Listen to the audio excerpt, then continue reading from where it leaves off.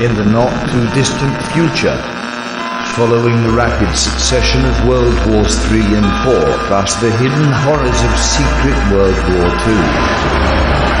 There's not much left. All that remains is a place where folks get together to read and discuss comic books. Sometimes they laugh, sometimes they argue, but they always record and upload their transmissions. You have found one of those transmissions today. Welcome to the last comic shop.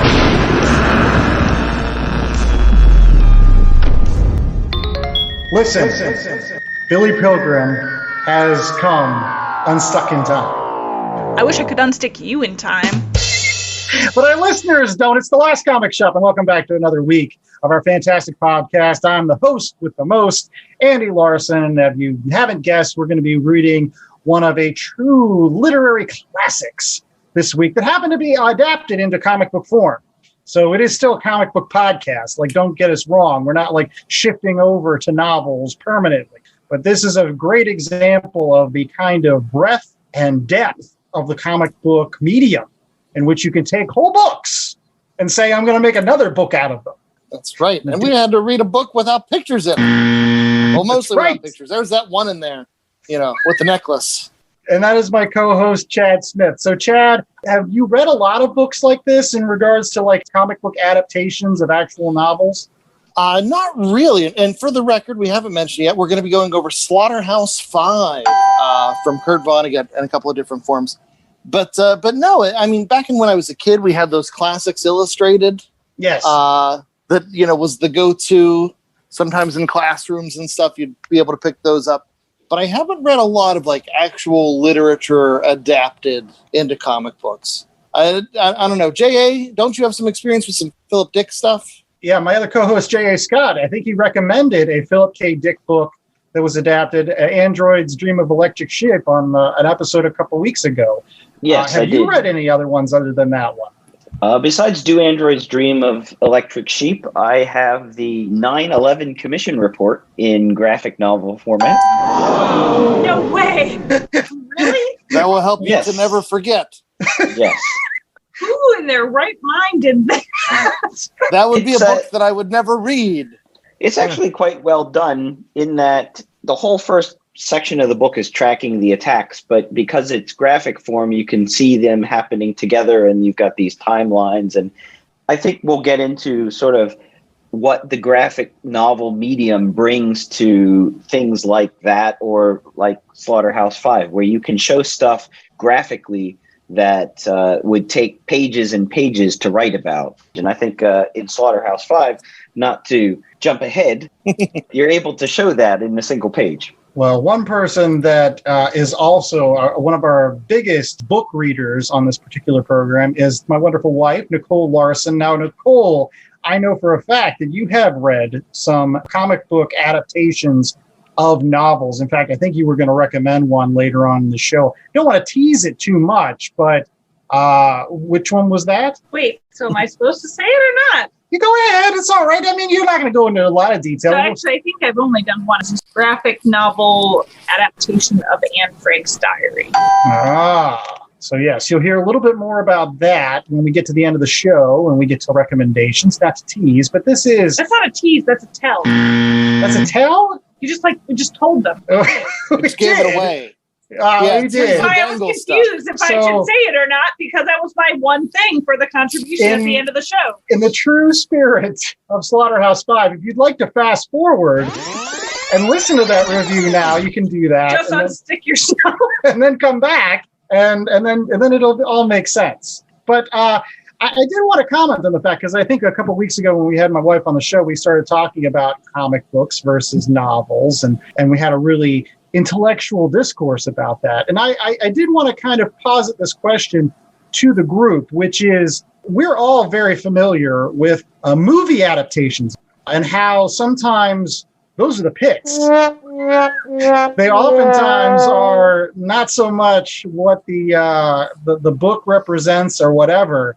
And it was very interesting this week, not to give too much away, but I thought that Slaughterhouse-Five's comic book adaptation was pretty much the novel, having read both. What are your thoughts on the difference between these movie adaptations and these comic book adaptations? Is it easier to do a book adaptation with a comic book? I would say yes, because the mediums are closer. It's still written form. Yes, you get images and there's more dialogue probably in a graphic novel, but you're still working with the written word as opposed to television or a movie where it's a completely different format. Just an example, the graphic novel version of Slaughterhouse-Five works much better than the film version of Slaughterhouse-Five from the 1970s. Which I have never seen. I did not hear good things. Chad, your thoughts? So I'm a big proponent where I feel like each medium has their own strengths and weaknesses. You know, there's some things that work great in movies and some things that work better in comics, or some things that would work better as novels. And so it's really a fine dance whenever you find something that's already been defined really well in one medium and you translate it to another. Mm-hmm. And what I mean by that, if you're experiencing a movie based on a book or a show based on a book, like The Queen's Gambit, I watched The Queen's Gambit and I loved it, but I didn't have the background of the book.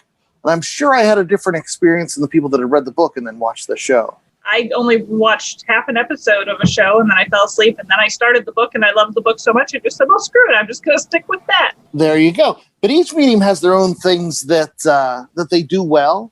And I think it's really hard to be successful across multiple things. It can happen, but it's really hard to celebrate what works in one form in another form. The opposite example of this, and I love ragging on Zack Snyder. Everybody talks about the Zack Snyder Watchmen film as this great comic book movie because he was able to pull like panels from the books and put them up there on the movie screen. And I'm like, yeah, that was neat as like an experiment, but does it make for a good movie? No. Critically, like, it's not a well done movie as far as movies go. You have to figure out what's going to work for the method that you're using. And so the answer is ultimately, it depends. It can be done. There have been times like Forrest Gump, the book is totally different than the movie, but they're both awesome simultaneously. Or you have something like The Watchmen, where the book is or the movie's trying too hard to be like the comic, and it's like, oh, this is not what I'm here for. And I think also, dependent on the story, the movie can transcend the book. Often we'll say, oh, the book is better. The book is better. I don't think that's necessarily always true. Thinking of 2001, A Space Odyssey. Good book, epic movie. Same thing with The Godfather. The Godfather's a meh book, but the movie, great. Now, I think that when it comes to, we go back to Scott McCloud and understanding comic books, which I guarantee we're going to do on this show sometimes. So if you're a longtime fan, keep listening because we'll probably do this book. But ultimately, when you have like kind of like I don't want to say like a timeline, but like a lit, you've got novels on one end, you've got movies on the other, and you got comic books kind of in the middle. I feel like the reason why novels and comic books work better as an adaptation, because it's almost like it's only a half step. You're starting to say, okay, we're going to give you some pictures, but you still have to fill in the gaps, as opposed to a movie, which is kind of like a whole step. It's like the other end of the spectrum, from like not seeing anything to seeing everything. That's just my thought. I think it's very perilous. There are landmines everywhere because we get a novel and there's an illustrator that you're like, that isn't what that looks like. This is terrible. It's immediately dismissed. And so you've got to really thread the needle. Right. Well, one thing that you never see on our show is any of us, because it's a podcast, and that's by design. But what you'll get more of our podcast, Last Comic Shop, right after these messages, when we review the comic book adaptation of Slaughterhouse-Five. Stay tuned for that. It was the three-legged dog of comics. It was bad. These two gentlemen met in jail, and then when they got out, they started publishing. It should have been mobsters instead of doing what they're doing in comics. Management there was questionable at times. Some of it has to do with people who go to jail. We are sinners. We have corrupted the youth. Stuff that should never have been sold to kids. And then there was Charlton. I couldn't quite tell what they were doing. Charlton was just a hodgepodge of weird titles. What is this? Who am I dealing with? John threw nickels around like they were manhole covers. CAT TAP. They were cheap. Hell yes, they're cheap. They were a special kind of special is what they were. Critic was horrible. You could smell them beginning to decay even as they were rolling off the press. At one point, they actually did have to move the comics operation into a bowling alley. It's something out of a sitcom. We want to publish comic books in the worst way, and they did. It's been called the street-fighting cousin of Marvel and DC. Maybe you've heard of them. Probably not. But you do know the industry legends that called it home. This is Charlton Comics. Follow at charltonmovie.com. Oh, it's going to suck. All right, we are back with more of The Last Comic Shop. And on this week's show, you are going to get, again, a little bit of a double dose of literary magic when we basically not only talk about Slaughterhouse-Five, the novel, but also Slaughterhouse-Five, the comic book adaptation. So for those folks that wanted more from your podcast, we're giving it to you this week. And real quickly, Chad, about the comic book adaptation, given we are still a comic book show, who did the comic book adaptation of this very famous sci-fi masterpiece? Okay, so this was released as a graphic novel, I want to say in 2020, through Archaea. Archaea, I have a hard time saying that one. It's Boom Studios. You can find it through them as well. But it is the stories by Kurt Vonnegut. The adaptation is written by Ryan North of Squirrel Girl fame and illustrated by Albert Monteys. Very cool. Now, I know that you're a huge fan of Ryan North's work, given that you've loved the Squirrel Girl over the years. Have you ever experienced this particular artist before? I have not. I believe he'd done work on either Playboy or Penthouse. Say that out loud again, real quick for our fans. I don't know. Dad has become unstuck on himself. No, that's the worst. Okay. Let's get back into the show. I'm ready. All right, go on. So the artist, Albert Monteys, is a Spanish comic writer and illustrator. He worked in a satirical weekly magazine called El Jueves. And in America, he had done some work for Penthouse Comics with an X there. So I wasn't super familiar with the guy. But I had enough faith in Ryan North. I love his style, and I thought just the way that he thinks, it seemed like that would be a great fit for Kurt Vonnegut. Yes.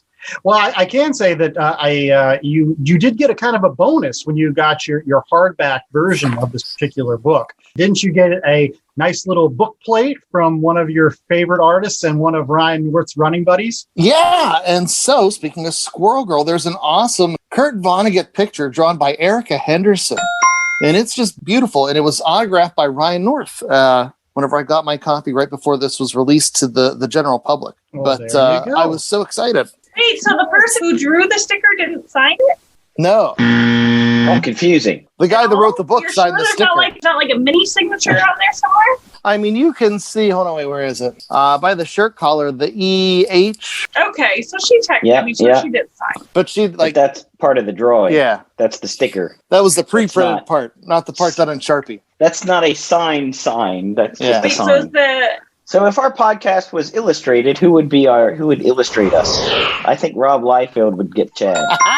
That'd be great. That would be nice. He'd have enormous pecs. I think he'd do well with my hair. Yeah, and because you're sitting, you don't have to worry about your feet. That's true. It's waist up, baby. That's all action. If I was going to go with somebody for JA, I think I'd love to see JA with some Kirby crackle behind him, just popping all over the place, coming in on his surfboard. That would be nice. I don't know who would. Well, I would go with Caitlin Smith, one, because I've met her. Yeah. Two, she's good at drawing like square noses. And two, she draws girls with a little rumpy rump, which, I mean, I've got plenty of junk in the trunk. You're not afraid to show it, but not be like, oh, here's the boob. It's just look at me like I'm strange. I just want Sal Buscema to draw me, not getting head over heels haymakers with the spittle coming out of my mouth. Anyways, let's get back into the show and to J.A. Scott, who's going to provide us with the 10-cent synopsis for Slaughterhouse-Five. Slaughterhouse-Five, also known as the Children's Crusade, a duty dancer with death. A duty dance with death. Death. Blech. That's just struggling. It's basically a non-linear storytelling of one man's life and how he dealt with the firebombing of Dresden. Right. No, that's about as 10 cents as you can get. I mean, there's a lot here. And I know that this week when we were reading the book, my wife looked over at me and said, when is this going to get good? No, I said, when is this going to start to make a point? Like, what's the point? I said. And I can see how non-linear storytelling sometimes can do that. I mean, it is one of the stories I kind of looked at her and I said, this is basically a PTSD story, really before there was PTSD stories. This is Kurt Vonnegut, who lived through the firebombing of Dresden and wanted to write a book about his experience, but somehow couldn't get there. I mean, it's probably a very traumatic experience for him. So he wrote himself as kind of like a background character in this story about this optometrist named Billy Pilgrim who gets kidnapped by the Tralfamadorians. Am I saying that right? I was waiting for that part. I wanted to hear Andy say that word. And so he gets kidnapped by them, taken to some alien planet where they teach him about that time is not linear, that everything kind of moves at the same point. And he starts just reliving his life from, again, when he's a baby to when his dad hucks him in the deep end at the YMCA and says, sink or swim. And then later on when he has to survive not only the Dresden, but living in a POW camp with really bad shoes until he gets these silvery ones. So that's just adding a little bit more to your 10 cents. That's more like 50 cents. But if you haven't noticed, I really like this a lot. And but I'm not the only person on this show. And I do want to start off with my wife, who said, I wasn't sure about this book. So what are your initial thoughts, Nicole, of Slaughterhouse-Five, either the book or the comic book? So I never read either one of them, obviously.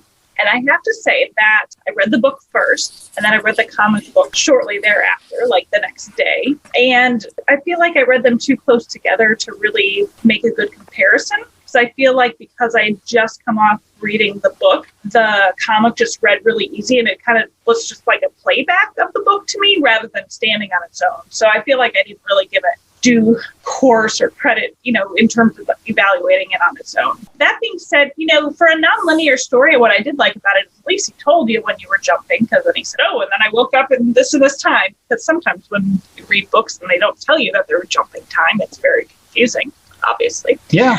But again, it's just the storytelling. So I'm going to go back to Chad's point when we talked about Essex County. And he's like, what's the point? And I would say to Chad, what's the point of this? And the point is that it's just a story about a guy's life. Chad, now this was your pick for this week. It is. So a couple of things. First and foremost, I love Kurt Vonnegut. I discovered Kurt Vonnegut in my 20s, probably my favorite author. And Slaughterhouse-Five is the book that he is best known for. And I want to go on record saying this is not my favorite Kurt Vonnegut book by a long shot. As a matter of fact, the most joy I had in this book was finding other characters from other books appear in it. Yeah. And I'm like, there's Elliot Rosewater. There's Kilgore Trout. And like, those are the moments that I enjoyed. But I feel like this book was so much about Kurt Vonnegut dealing with his PTSD and dealing with the stuff that he couldn't control in life. And so you have this whole fatalism about, that poem, God give me the things that I can to accept the things I cannot change. There you go. Right. And so with this whole, the Trimalchian concept of, time being a nonlinear thing, it's basically Billy Pilgrim. It's not his choice. He's dragged along. It's been predetermined. He's going to go to that pool and he's going to sink to the bottom. And if it was up to Billy Pilgrim, he would stay at the bottom of the pool. But other forces are going to act upon him. Other forces are going to dive in and pull him out of there. If he was in the war, he wasn't going to survive the war, except he had people like Roland Weary pushing him forward. The scouts leading the way until they left. And so many forces acting upon this guy. And, he ends up becoming an optometrist, not because he loved optometry, but he married this lady whose father was an optometrist. And he's like, yeah, be Billy in your service. People will like that. And but he's just this guy who's strung along in life by his experiences. And he's so messed up and he never really recovers and he never gets his feet under him. But he just eventually accepts all this stuff that is happening to him. And, it's tragic to read it. And as far as the book adaptation versus the novelization, I actually think the graphic novel was a nice supplement. If you don't want to sit down and read through Slaughterhouse-Five, you can sit down and read the graphic novel and go through the story in one sitting And it's nice to remind you of all the important moments that you have. It was nice, too, I thought, giving somebody else's take on what the Tralmalfadorians look like or what Billy Pilgrim looked like. Like, it's nice to have that a little bit more solidified, to see somebody else's version of it. It's almost like reading the Cliff Notes version. It made some of the things a little bit more clear. I was like, okay, yeah, no, I get that now. I don't know. I feel like there's a story here. You know, I feel like there's a certain amount of acceptance that Kurt Vonnegut is trying to achieve through this tale that was, you know, it was the book he always said he was going to write. And he always promised his publishers, yeah, I'll give you that one. I'll give you that one. And he would turn in other stuff. But this was the most difficult one because this is him working through the stuff that he couldn't control. Yeah, and I think it brings up, talking about the book in general, you know, regardless of if it's the graphic novel or the actual novel, the whole idea of free will. And what is free will? And do we have free will, or are we just defined by these experiences that push us along and make us who we are? Are we making those decisions, or are those decisions being made for us? I think is quite good. What I liked about the graphic novel, and I said it at the top of the show, is that the medium allows you to quickly digest sort of big concepts. That whole idea of how the Tralfamadorians look at time. And in the graphic novel, it's just a page and you see Billy and all his different parts of his life all drawn out like a mountain. It goes up and down, and it's literally like a mountain. He starts out as a baby, he ends as an old man and dead corpse. And you see all the little moments that we're going to see throughout the graphic novel and throughout the novel, all drawn on one single panel. And I thought that was a very nice graphical representation of the idea. And that's something you can't do in another medium. I'll add, too, that there was another good moment like that where I think it's when he gets first abducted, he asks for a book. And I guess the aliens give him one of their books. And in the novel, they're talking about like it's a book that like it's all about not so much a plot, but just like a bunch of concepts just jumbled together. And in the comic book, you get this page of just all these little tiny panels that don't really make a lot of sense. But you look at them and they're just like, yeah, that is actually pleasant to look at. Yeah, see, that's one thing, though, I didn't think translated well. When they described that in the book, I don't know, there was something ethereal about it to me when they were saying how they look at it. And it just encapsulates an experience or a feeling or an emotion to them when they look at this book. And when they drew it, I was just like, oh, that just looks like a bunch of shapes and stuff. It didn't translate well for me personally. That always reminds me of the Parks and Rec episode where Aziz Ansari's character pays somebody to make a painting for him. And it's abstract. And he's like, what the heck is this? And then, an hour later, he's like, look at these shapes. I love the shapes. And he's just overtaken by emotion. But I wanted to point out, too, on that level, there are 2 double-page spreads in here. There's the first double-page spread where he gets to Dresden and the slaughterhouse. And you see that double page of this vibrant city that had been totally unaffected by the war for the most part. And then fast forward a couple pages later after the bombing, there's another double page spread. And it's just, this is different. Yeah. And it just, the visuals really hit home. Like you hear about the experience, but it's just hard to fathom. We're not used to those levels of destruction. Right. In the book, they talk about it being like the surface of the moon. And I really do think when you see the comic book adaptation, no, that's what it looks like. Like they went out of their way to show more than just a bombed out crater. Just that's like a barren wasteland. And all the color's gone. It's all grays and smoke and almost washed out color with just that little word bug. And so it goes, which is always used when somebody dies as the Grim Reaper. So it goes. I almost wish there was like an inlay with 100,000 so it goes is like a little plastic sheet that you could fold over and be like, just to see the scale of the death there, then fold it back and see the picture. And that's another thing about this particular comic book adaptation that I really, really liked was the fact that it's just interesting in the way that they take some of Kurt Vonnegut's words and they visually represent them. Like there's the part of there where they show Roland, who's this other soldier in the war with him. And in the novel, like Kurt Vonnegut talks about how much equipment that Roland's carrying around with him throughout the war. And in the comic book, you get this page that's almost like one of those cutout dolls where they've got all the pieces of equipment all around this kind of rotund guy that's like in the middle. And it was just, it was just really interesting for me to see, again, when you strip down all the stuff that this one soldier was carrying, and it's just all over this page. It is quite a lot. Like, he was definitely weighed down. But between that scene, the scene when they get to the train yard after they capture all the prisoners of war, and there's this beautiful, I think it's a full page spread of them walking down the train yard. You just see all the displaced POWs. That and like the scenes in the actual train car itself, because when you read the book, you're trying to figure out how Billy Pilgrim's sleeping. In the comic book, we actually see like he's leaning up against this post. Oh, that makes sense to me. And maybe it's because I'm a visual guy, but I just love the comic book adaptation so much even more than the book, because it just kind of showed me just enough for me to kind of visualize what the book was talking about. I liked how they did when Billy wakes up and he can't sleep, so he's waiting for the saucer to come. So he goes downstairs and he watches TV, and there's a movie on about the Second World War, but it's being played in reverse.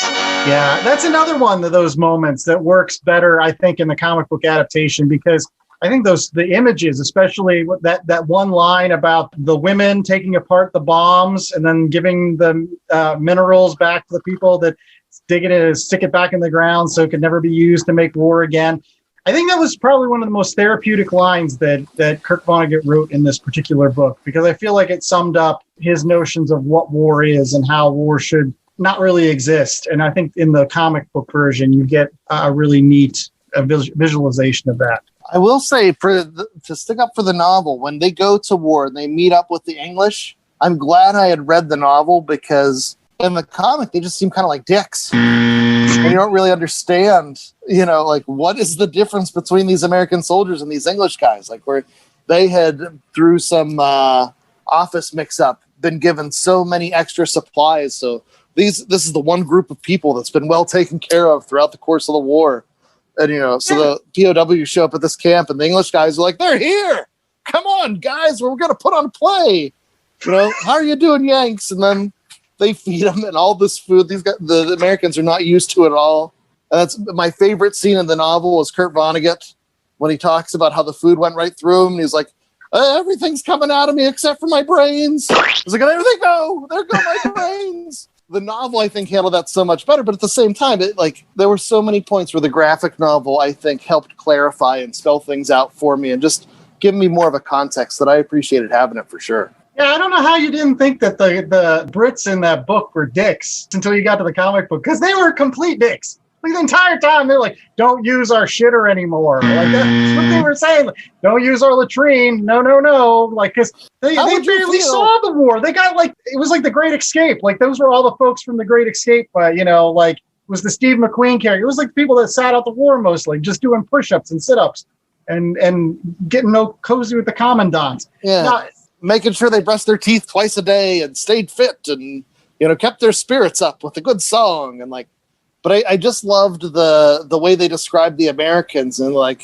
they're not good chaps, but it describes so much about the American way and the things that we believe. Yeah, that's kind of right. We do kind of hate ourselves. I could see at this grand global scale, how those issues could be blown up and, Right.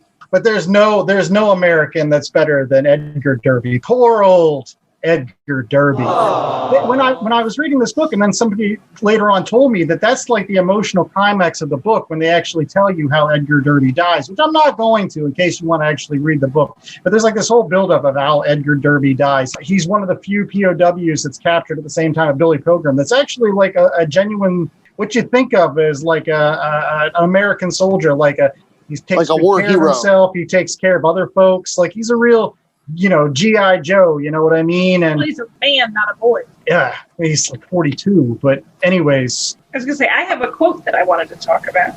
Okay. I don't know how to mix it in here. So this is Billy talking about his mom and how she would piano player for churches, and she'd never quite joined one because she was searching for the right one, but she liked crucifixes, and he had this kind of horrifying crucifix over his bed or in his room when he was a child. And I thought this was, speaking of American life, like Chad was saying, the quote is, like so many Americans, she was trying to construct a life that made sense. from things she found in gift shops. And I thought that was so true.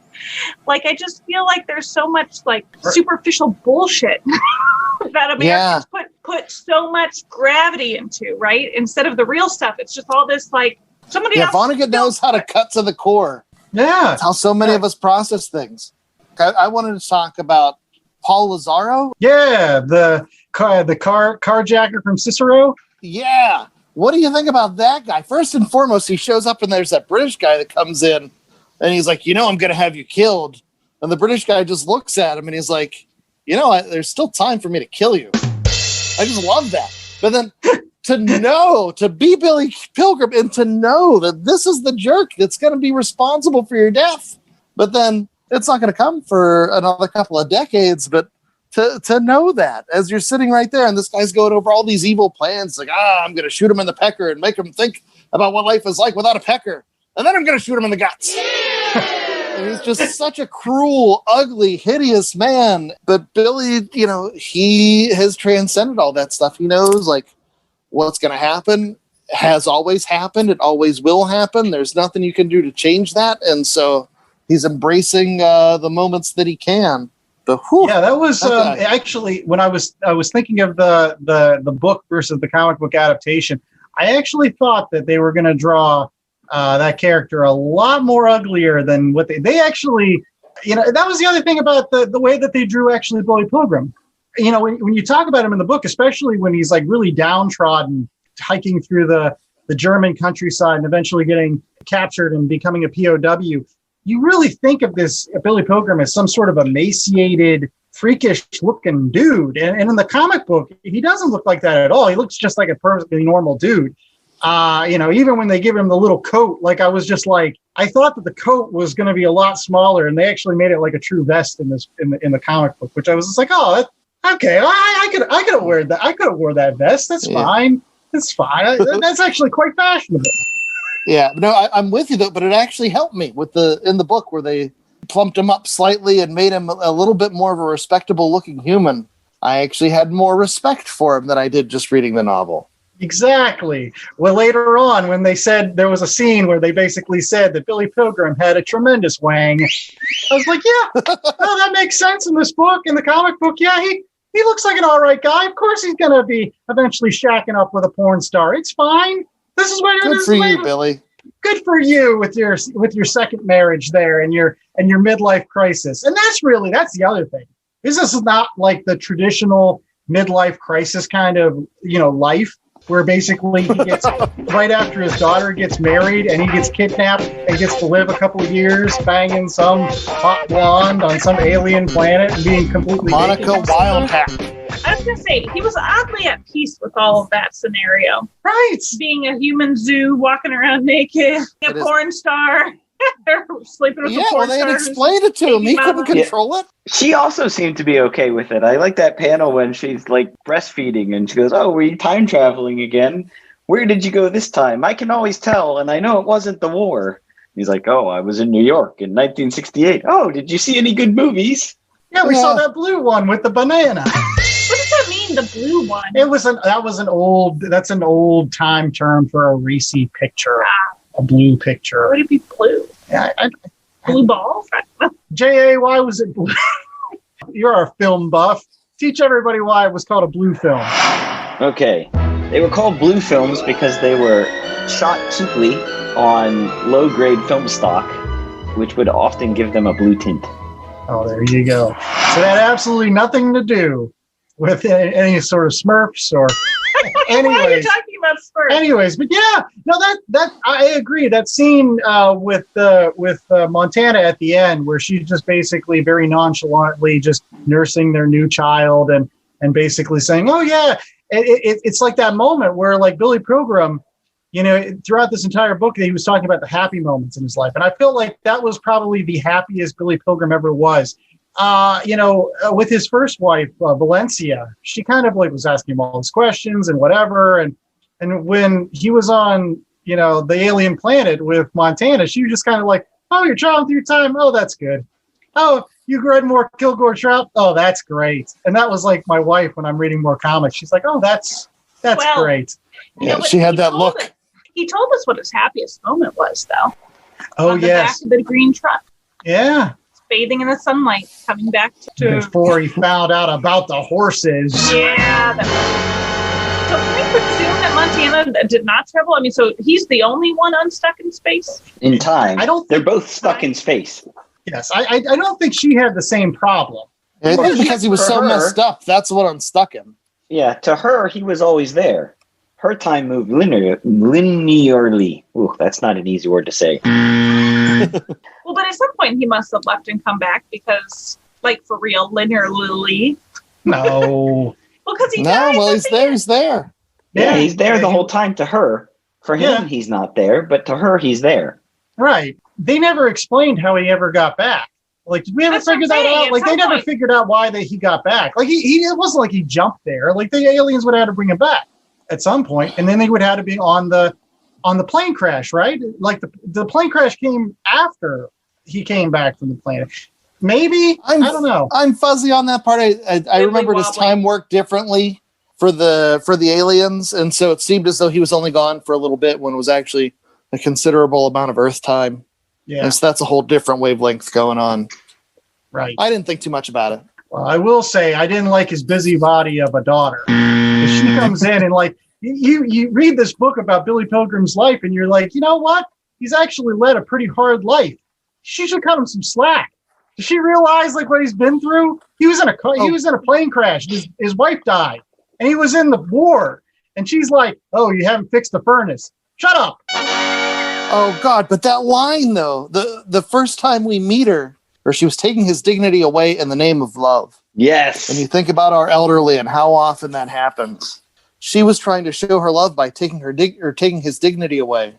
He called her a bitchy flibberty gibbet because it was talking about how Barbara has had to take, essentially take care of him and take care of his affairs, and all of this responsibility at such an early age made her a bitchy I can't even say it. Liberty gibbet. Liberty gibbet. That's you love that. And I think I'm a bitchy liberty gibbet. You are not. Most of the time. Actually, that was another one that the comic book did a good job of, didn't they? Oh, did I see that somewhere else? No, never mind. That was something I saw on Facebook.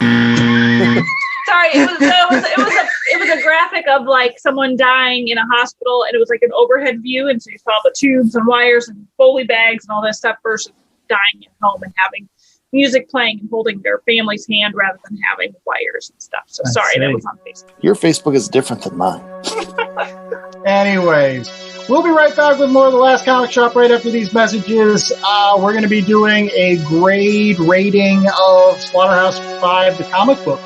And I guess maybe the book too. I don't know. But hopefully we'll get unstuck right after these messages.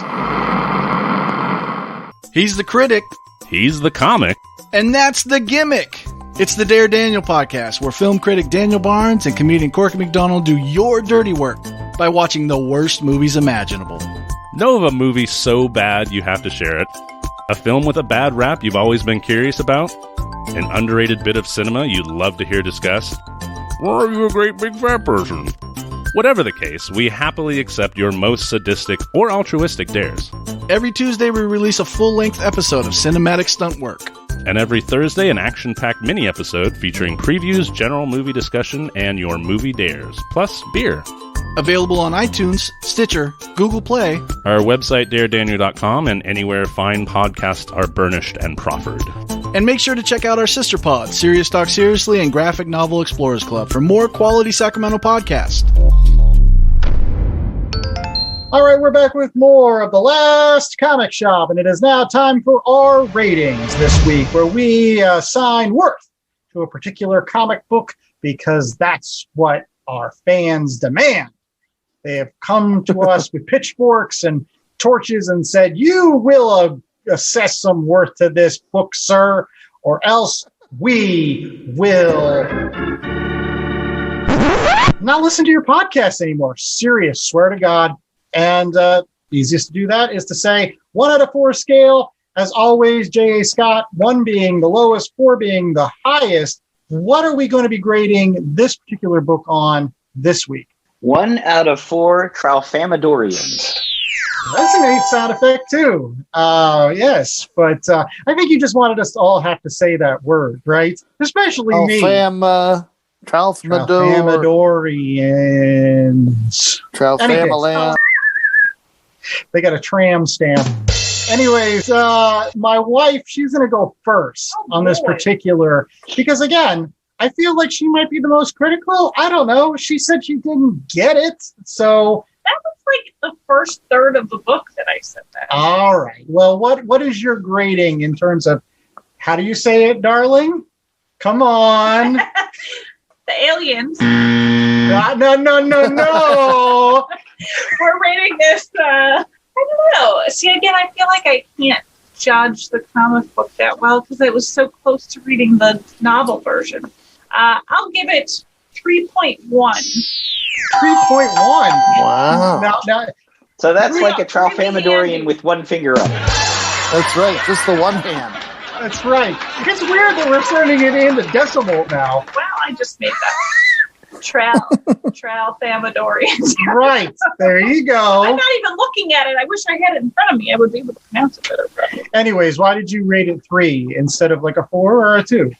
I don't know, because I have trouble giving bad grades. I don't know that I find it bad. I think sometimes I just read and just kind of don't get to absorb as deeply as I think I could. And you guys have really made me think with some of your comments. So I'm not sure what I think yet. Is it because it's science fiction, or did you even feel this was science fiction? I didn't really feel like it was science fiction. I mean, it was. I clearly understand what science fiction elements were a part of it, but we've said it was more just a story about PTSD and war, and that I didn't really feel it was a sci-fi book. Okay. What about the artwork, at least? Was the artwork good, bad, no, yes? Generally indifferent. I mean, I think some of the panels and stuff that we talked about were cool. Like you mentioned the guy with all of his equipment and some of the stuff, but I didn't find it to be overwhelmingly impressive or overwhelmingly bad. Okay. I don't know. I'm sorry. I'm very indifferent this week to this one. That's okay. Somebody that's not indifferent to this book is Chad Smith. Chad, what are you rating it this week? This one is hard for me because I agree with Nicole in that I think the book is slightly better, but then I think the graphic novel is better at other things, and I think it's a great supplement. But with that said, in fact, this is not my favorite Vonnegut. I'm going to go 3.5. Tralfamadorians. That's just wonderful. I like the way it sounds like something you should, I don't know, smoke a cigar in or something. The Tralfamadorian. Gesundheit. That's right. I started saying the word and realized I didn't know what it was, and so I had to look around to find it. I don't know if you could tell. All right, J.A., what's your grade on this particular book? I'm going to give it a solid 3 Tralfamadorians. I think I like that pronunciation better than Tralfamadorian. Tralfamadorian. No, it's Tralfamadorians. That's it. Now, why are you rating it? Now, why are you rating it a 3? You better have a good reason. Both of these guys kind of bombed out. Oh. I thought for a novel that is probably very hard to adapt, the adaptation did a good job of remaining true to the original while using the medium to accurately describe and elaborate on some of the parts of the novel that people find hard to approach. The fact that it's nonlinear in its storytelling. I thought that the graphic novel was very good at the beginning of letting you know that this is going to jump around and don't be confused by it. No, I'm going to agree 100% on that. I think that's why I'm going to give this a 4. This is a 4 Tralfamadorian. Anyways, it's a 4 out of 4. And the reason why is because I really feel like Slaughterhouse-Five can be a little daunting. Even though if you read it linearly, if the book was just spelled out linearly, this is just a particular story about somebody who has PTSD after being in a horrific war.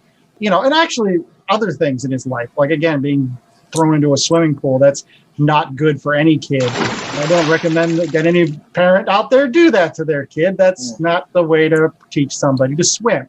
Or being thrown into optometry. Yeah, or crashing into a side of a mountain. Guys lived a pretty hard life. So again, why his daughter comes in at the end and is just a busybody. That just ruffled my feathers. But this particular comic book, it gives you an opportunity to kind of visualize better some of the concepts that Kurt Vonnegut is talking about in the particular novel. I really feel like, unlike a movie adaptation sometimes, which can be way far off from the novel, you are really truly getting the novel in this comic book. So you can just kind of enjoy the ride, but at the end of the day, you get a better picture of this whole world. And I just think that the aliens in the book look super cool. Like the Tralfamadorians, the Tramphora, whatever. What we can pronounce is recommendations, and that's what we're going to end this particular show with. As always, we like to give you other comic books that you can check out in your spare time by going to your local comic shop and picking them up while you're picking up the comic book adaptation of Slaughterhouse-Five. So any case, we always do on these particular shows, we always like to do a similar book, a current book, and one out of left field, as well as a cherry on the top when we have wonderful guests like my wife. Can I interrupt our proceedings? Yes. And recommend real books first before we do the comic books? Okay, go ahead. Because I love Kurt Vonnegut. And honestly, like, so much of the way that I think about the world has been impressed upon by Kurt Vonnegut and his writings. I would hate for people just to stop at Slaughterhouse-Five if you're reading that. Make sure you check out books like Mother Night, Breakfast of Champions, God Bless You, Mr. Rosewater. And then later on in his life, he would just publish books of essays that, really distilled a lot of his philosophies in the way that he thought. But those are all Vonnegut books that would rank higher than this particular novel in just terms of really getting to know what he's trying to get across. Let's get back to the comic stuff. Wait, John Andrew picked up a book off his shelf and then held it. So now you have to tell me what thick book you have and then how did it smell? Yes. So if you into Kurt Vonnegut, then you can read also some added reading, I would say, would be some of the writers that inspired him.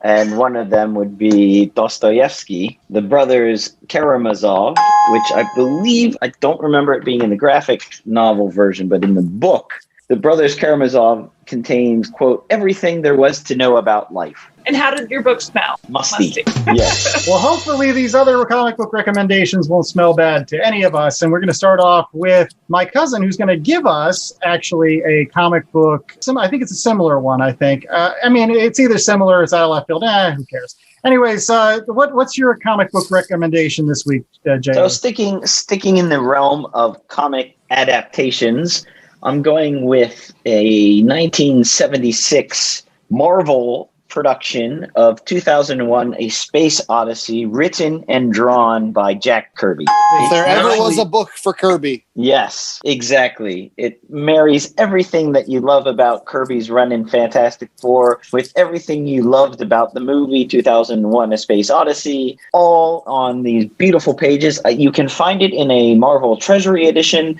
though it's not easy to come by. I think I've seen it sold here and there on eBay and on Amazon. But if you find it, if you see it, if you can pick it up, I highly recommend it. Just a beautiful adaptation.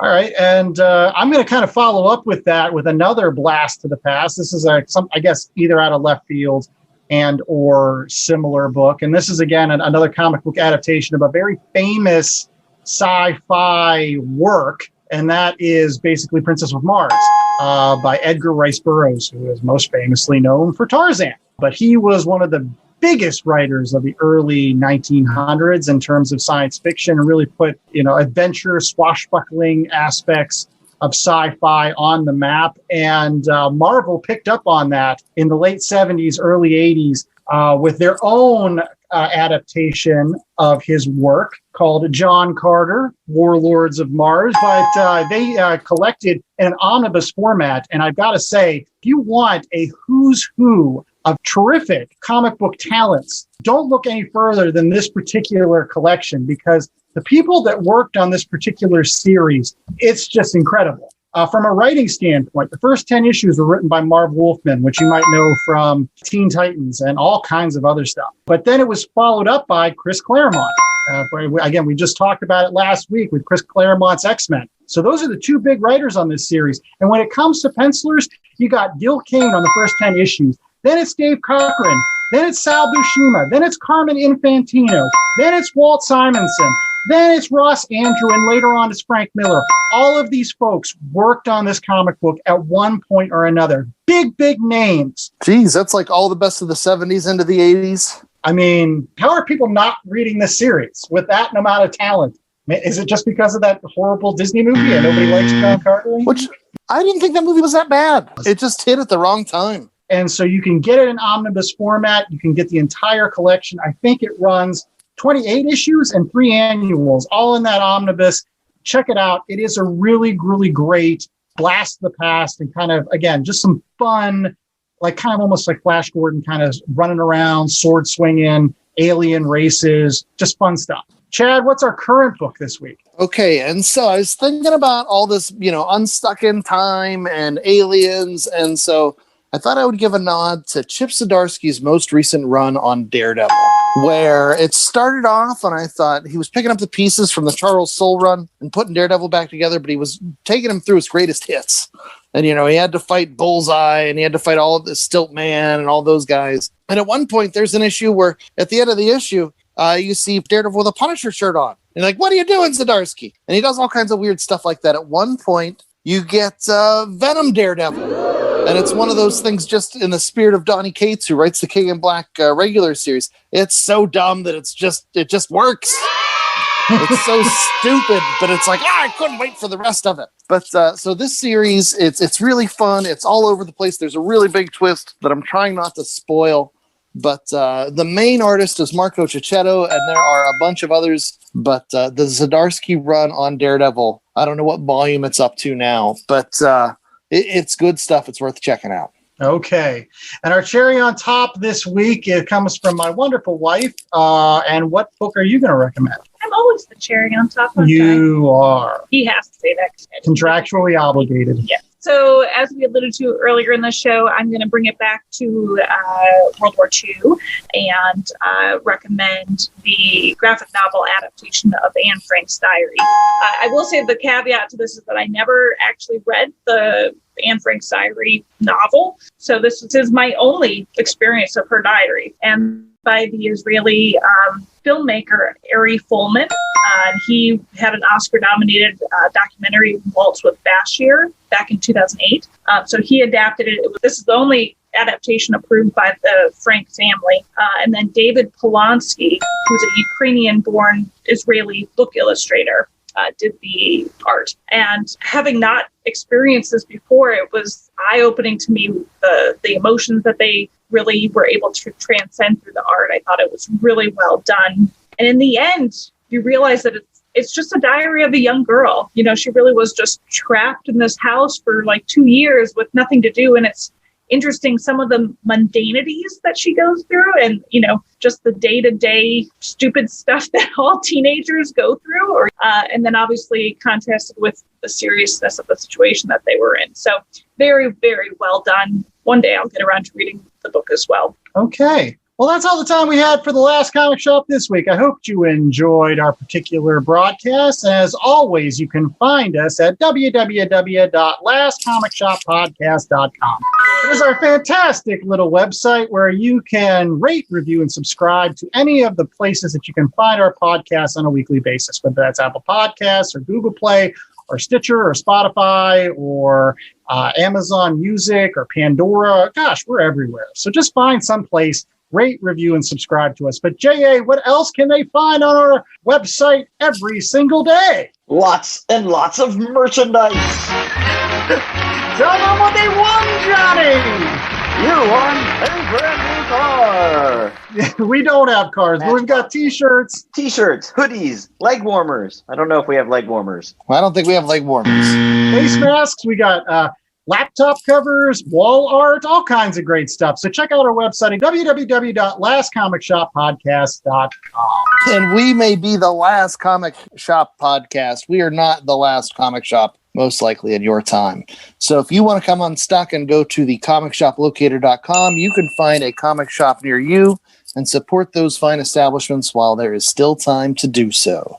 All right. And until next week, I was the host with most, Andy Larson. I was joined by J.A. Scott and Chad Smith, as well as Nicole Larson for this particular show, and hopefully we'll have her back soon. Until then, stay safe, stay sheltered, and above all, remember to stay unstuck, because sometimes it's better than the alternatives.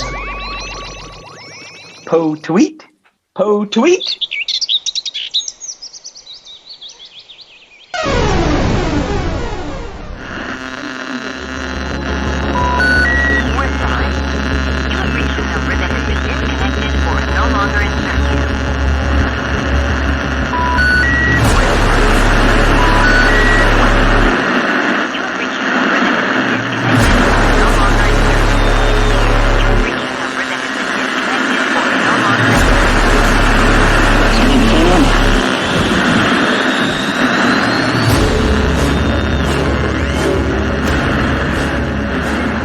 The Last Comic Shop was a 2021 Black Angus production.